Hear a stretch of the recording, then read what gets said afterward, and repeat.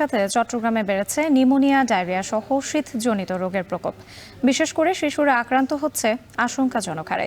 তবে গেল মাসের তুলনায় কমেছে ডেঙ্গুর প্রকোপ। এ নিয়ে আরও জানাতে চট্টগ্রাম মেডিকেল কলেজ হাসপাতাল থেকে যুক্ত হয়েছেন ফাইসাল করিম। ফাইসাল, আপনার কাছে জানতে চাই, এই যে ঠান্ডাজনিত রোগে যে আক্রান্ত শিশুরা রয়েছেন তাদের আসলে অবস্থা কি, এবং এত যে রোগীর চাপ বেড়েছে হাসপাতালগুলোতে, তাদের কি কোনো চিকিৎসা নিতে কোনো অভিযোগ রয়েছে কিনা?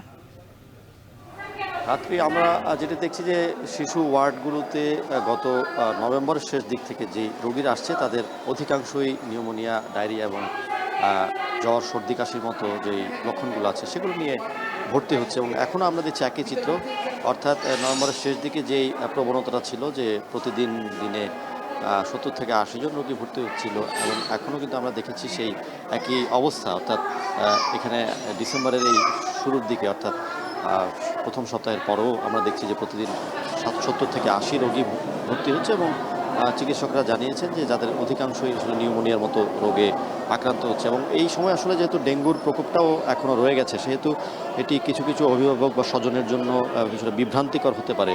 তো সেই হিসেবে চিকিৎসকরা বলছেন যে গায়ে রেশ কিংবা এক সপ্তাহ ধরে যদি জ্বরের মতো বিষয় থাকে, সেক্ষেত্রে হয়তো একটু চিকিৎসকের যদি শরণাপন্ন হওয়া যায় তাহলে বিষয়টা নিয়ে আর একটু নিশ্চিত হয়ে তখন তারা চিকিৎসা করতে পারেন। এবং এখানে আসলে যাদেরকে আনছেন তাদেরকে অনেককেই আসলে অনেকটা বিলম্ব করে আনা হচ্ছে বলে চিকিৎসকরা বলছেন। সেক্ষেত্রে অভিভাবকদের প্রতি তাদের আহ্বান হচ্ছে যে জ্বর, সর্দি, কাশির মতো যদি কোনো লক্ষণ দেখা দেয় সাথে সাথেই কিন্তু হাসপাতাল নিয়ে আসার জন্য বলছেন।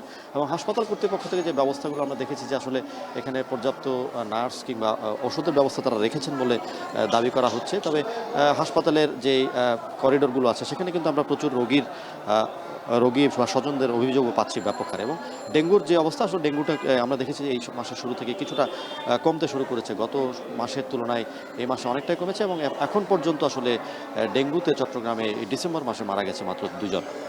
রাত্রি চট্টগ্রামের হাসপাতালগুলোতে বেড়েছে ঠান্ডাজনিত রোগের সংখ্যা। সেখানকার সবশেষ পরিস্থিতি জানাচ্ছিলেন সহকর্মী ফাইসাল করিম। দেখছেন